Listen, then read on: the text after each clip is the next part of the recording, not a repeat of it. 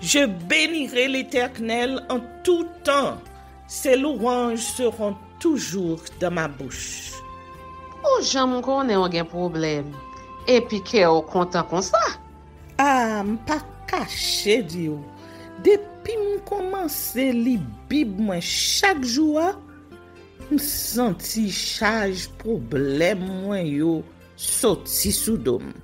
Oh, si c'est comme ça, moi pour aller couvrir acheter un Bible. Dégagez au marché. Mais en attendant, ou qu'attendez radio télévision d'espoir? Radio Vision d'Espoir. Oh, moi t'attendais une annonce comme ça, oui. Mais qui ça a te dit? Lecture de la Bible en un an. Une émission qui vous accompagne à la découverte des trésors cachés de la parole de Dieu sur Radio Télévision d'Espoir. Chaque jour de 11h à 11h30 du matin, excepté mercredi 5h30, 6h de l'après-midi, samedi 7h30, 8h du matin, avec les sœurs Chantal Saint-Hubert, Claude Louis Orisma et votre servante Maudeline Maurice Hilaire.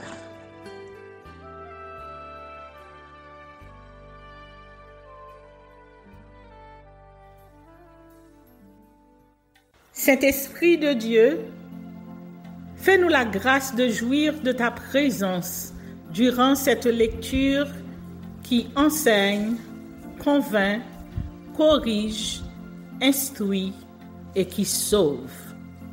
Au nom de Jésus. Amen. 1 Roi, chapitre 13. L'autel de Béthel et la main de Jéroboam. Voici, un homme de Dieu arriva de Juda à Béthel par la parole de l'Éternel, pendant que Jéroboam se tenait à l'autel pour brûler des parfums. Il cria contre l'autel par la parole de l'Éternel et il dit : Autel, autel, ainsi parle l'Éternel. Voici, il naîtra un fils à la maison de David, son nom sera Josias. Il immolera sur toi les prêtres des hauts lieux qui brûlent sur toi des parfums, et l'on brûlera sur toi des ossements d'hommes. Et le même jour, il donna un signe en disant : C'est ici le signe que l'Éternel a parlé. Voici, l'autel se fendra, et la cendre qui est dessus sera répandue. Lorsque le roi entendit la parole que l'homme de Dieu avait criée contre l'autel de Béthel, il avança la main de dessus l'autel en disant : Saisissez-le. Et la main que Jéroboam avait étendue contre lui devint sèche, et il ne put la ramener à soi. L'autel se fendit, et la cendre qui était dessus fut répandue, selon le signe qu'avait donné l'homme de Dieu par la parole de l'Éternel. Alors le roi prit la parole et dit à l'homme de Dieu : Implore l'Éternel ton Dieu, et prie pour moi, afin que je puisse retirer ma main. L'homme de Dieu implora l'Éternel, et le roi put retirer sa main, qui fut comme auparavant. Le roi dit à l'homme de Dieu : Entre avec moi dans la maison. Tu prendras quelque nourriture, et je te donnerai un présent. L'homme de Dieu dit au roi : Quand tu me donnerais la moitié de ta maison, je n'entrerai pas avec toi. Je ne mangerai point de pain, et je ne boirai point d'eau dans ce lieu-ci. Car cet ordre m'a été donné par la parole de l'Éternel. Tu ne mangeras point de pain, et tu ne boiras point d'eau, et tu ne prendras pas à ton retour le chemin par lequel tu seras allé. Et il s'en alla par un autre chemin. Il ne prit pas à son retour le chemin par lequel il était venu à Béthel. Un prophète tué par un lion. Or, il y avait un vieux prophète qui demeurait à Béthel. Ses fils vinrent lui raconter toutes les choses que l'homme de Dieu avait faites à Béthel ce jour-là, et les paroles qu'il avait dites au roi. Lorsqu'ils en eurent fait le récit à leur père, il leur dit, « Par quel chemin s'en est-il allé ?» Ses fils avaient vu par quel chemin s'en était allé l'homme de Dieu qui était venu de Juda. Et il dit à ses fils, « Scellez-moi l'âne. » Ils lui scellèrent l'âne et il monta dessus. Il alla après l'homme de Dieu et il le trouva assis sous un tébyrinthe. Il lui dit, « Es-tu l'homme de Dieu qui est venu de Juda ?» Il répondit, « Je le suis. » Alors il lui dit, « Viens avec moi à la maison et tu prendras quelque nourriture. » Mais il répondit, « Je ne puis ni retourner avec toi, ni entrer chez toi. Je ne mangerai point de pain, je ne boirai point d'eau avec toi en ce lieu-ci. Car il m'a été dit par la parole de l'Éternel, tu n'y mangeras point de pain et tu n'y boiras point d'eau, et tu ne prendras pas à ton retour le chemin par lequel tu seras allé. » Et il lui dit, « Moi aussi, je suis prophète comme toi. Et un ange m'a parlé de la part de l'Éternel et m'a dit, « Ramène-le avec toi dans ta maison, et qu'il mange du pain et boive de l'eau. » Il lui mentait. L'homme de Dieu retourna avec lui, et il mangea du pain et but de l'eau dans sa maison. Comme ils étaient assis à table, la parole de l'Éternel fut adressée au prophète qui l'avait ramené.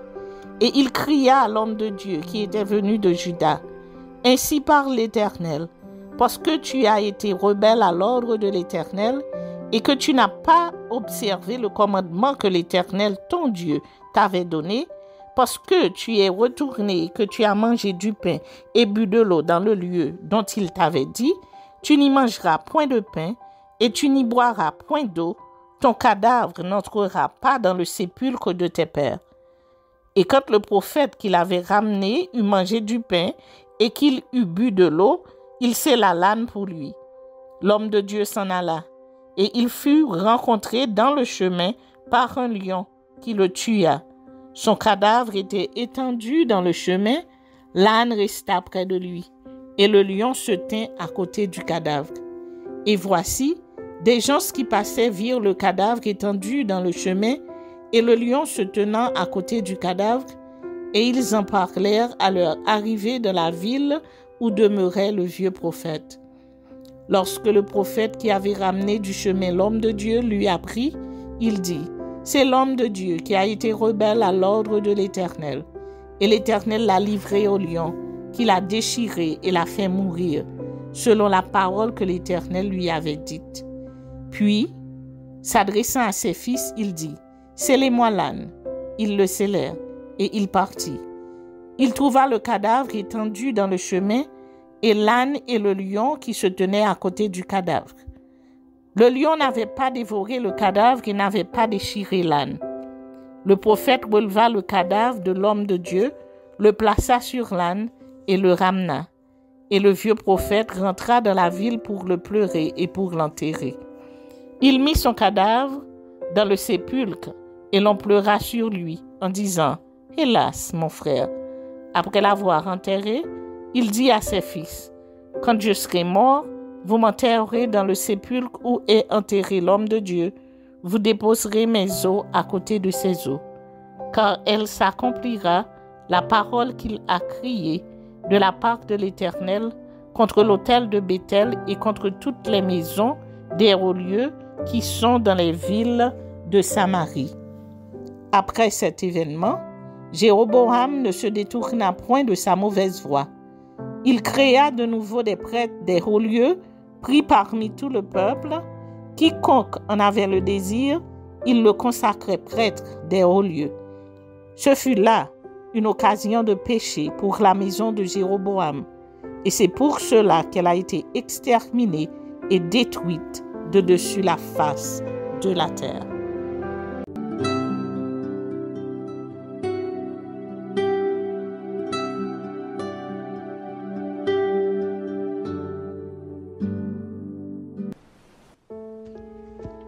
Lutte de Jérémie contre le faux prophète Anania.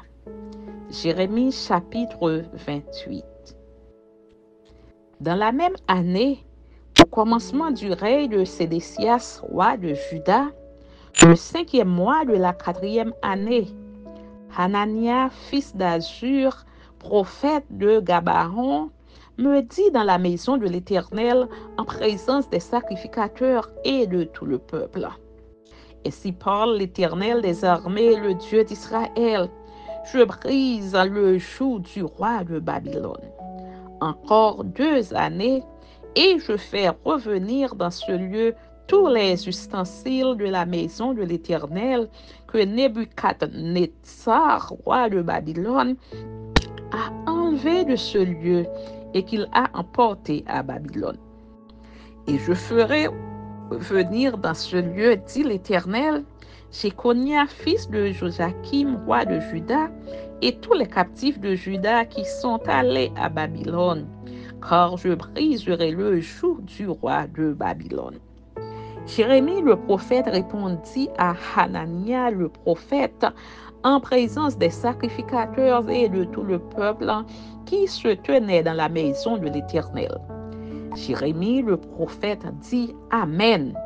Que l'Éternel fasse ainsi. Que l'Éternel accomplisse les paroles que tu as prophétisées et qu'il fasse revenir de Babylone en ce lieu les ustensiles de la maison de l'Éternel et tous les captifs. Seulement écoute cette parole que je prononce à tes oreilles et aux oreilles de tout le peuple. Les prophètes qui ont paru avant moi et avant toi, dès les temps anciens, ont prophétisé contre des pays puissants et de grands royaumes, la guerre, le malheur et la peste. Mais si un prophète prophétise la paix, c'est par l'accomplissement de ce qu'il prophétise qu'il sera reconnu comme véritablement envoyé par l'Éternel. Alors Hanania le prophète enleva le joug de dessus le cou de Jérémie le prophète et il le brisa. Et Hanania dit en présence de tout le peuple, ainsi parle l'Éternel. C'est ainsi que dans 2 années, je briserai de dessus le cou de toutes les nations, le joug de Nebuchadnezzar, roi de Babylone. Et Jérémie le prophète s'en alla. Après que Hanania le prophète eut brisé le joug de dessus le cou de Jérémie, le prophète, la parole de l'Éternel fut adressée à Jérémie en ces mots. Va et dis à Hanania, ainsi parle l'Éternel. Tu as brisé un joug de bois et tu auras à sa place un joug de fer. Car ainsi parle l'Éternel des armées, le Dieu d'Israël. Je mets un joug de fer sous le cou de toutes ces nations pour qu'elles soient asservies à Nebuchadnezzar, roi de Babylone. Et elles lui seront asservies. Je lui donne aussi les animaux des champs. Et Jérémie le prophète dit à Hanania le prophète, écoute Hanania, l'Éternel ne t'a point envoyé et tu inspires à ce peuple une fausse confiance. C'est pourquoi ainsi parle l'Éternel. Voici, je te chasse de la terre, tu mourras cette année, car tes paroles sont une révolte contre l'Éternel. Et Hanania le prophète mourut cette année-là dans le 7e mois. Amen.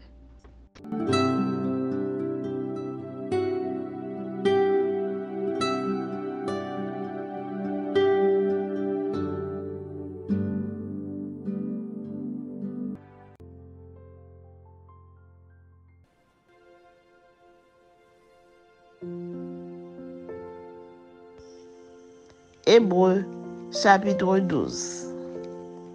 La persévérance au milieu des épreuves à l'exemple de Jésus-Christ. Nous donc aussi, puisque nous sommes environnés d'une si grande nuée de témoins, rejetons tout fardeau et le péché qui nous enveloppe si facilement et courons avec persévérance dans la carrière qui nous est ouverte, ayant les regards sur Jésus, le chef et le consommateur de la foi, qui, en vue de la joie qui lui était réservée, a souffert la croix, méprisé l'ignominie et s'est assis à la droite du trône de Dieu. Considérez, en effet, celui qui a supporté contre sa personne une telle opposition de la part des pécheurs, afin que vous ne vous lassiez point l'âme découragée. Vous n'avez pas encore résisté jusqu'au sang en luttant contre le péché. Et vous avez oublié l'exhortation qui vous est adressée comme à des fils. Mon fils, ne méprise pas le châtiment du Seigneur et ne perds pas courage lorsqu'il te reprend. Car le Seigneur châtie celui qu'il aime et il frappe de la verge tous ceux qu'il reconnaît pour ses fils. Supporter le châtiment, c'est comme des fils que Dieu vous traite. Car quel est le fils qu'un père ne châtie pas? Mais si vous êtes exempt du châtiment auquel tous ont peur, vous êtes donc les enfants illégitimes et non des fils.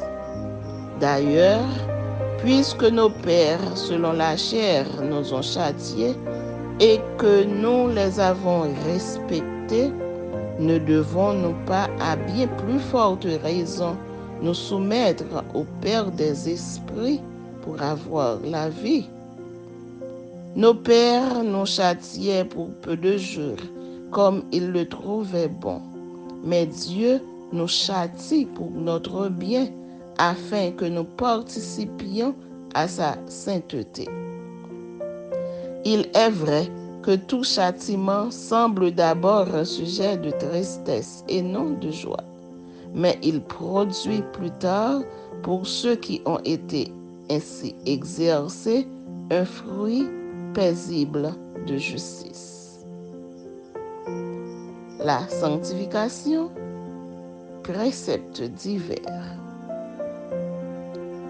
Fortifiez donc vos mains languissantes et vos genoux affaiblis, et suivez avec vos pieds des voies droites, afin que ce qui est boiteux ne dévie pas, mais plutôt se raffermisse.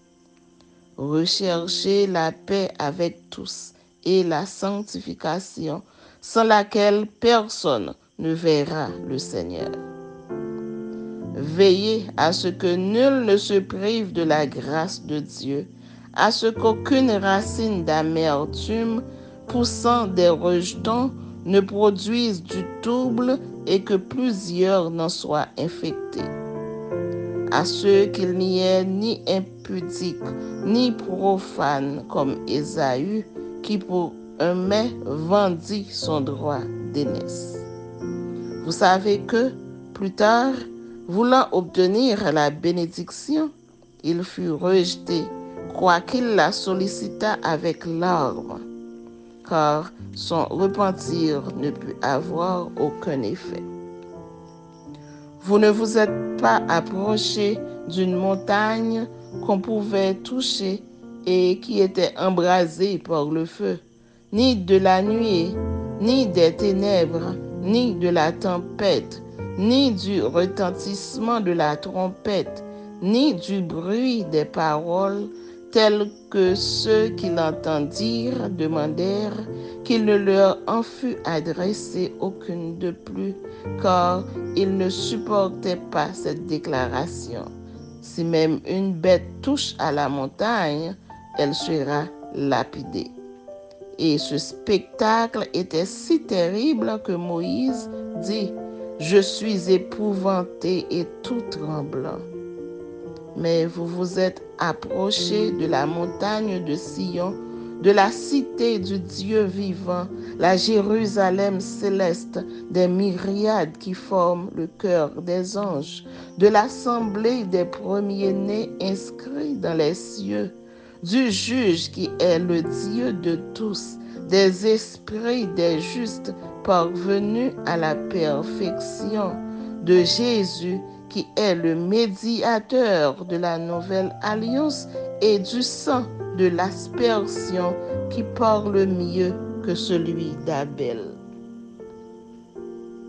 Gardez-vous de refuser d'entendre celui qui parle, car si ceux-là n'ont pas échappé, qui refusèrent d'entendre celui qui publiait les oracles sur la terre, combien moins échapperons-nous si nous nous détournons de celui qui parle du haut des cieux, lui dont la voix alors ébranla la terre et qui maintenant a fait cette promesse: une fois encore, j'ébranlerai non seulement la terre, mais aussi le ciel.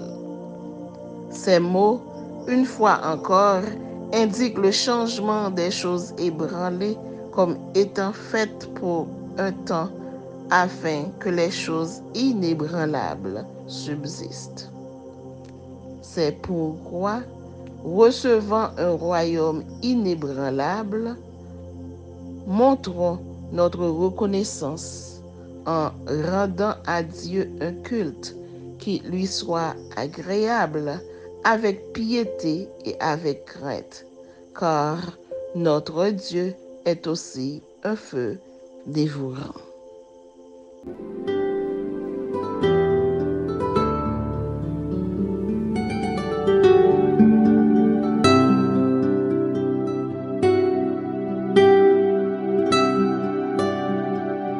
Merci Seigneur de nous donner le discernement dans la lecture de ta parole, que nous y prêtions attention afin d'appliquer notre cœur à la sagesse.